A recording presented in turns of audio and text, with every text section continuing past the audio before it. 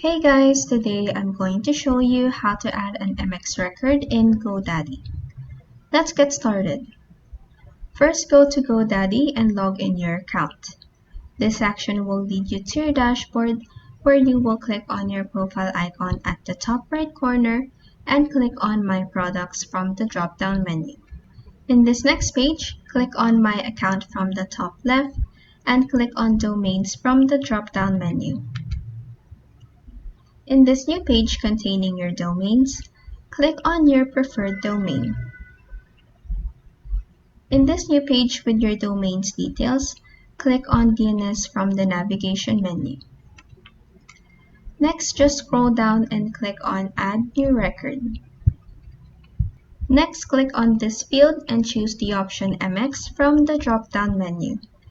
In the remaining fields, add in the values your email service provider will give you. Lastly, just click on Save down here to save your changes. And that is how you can add an MX record in Godaddy. If this video helped you, please like and subscribe for more helpful tutorials.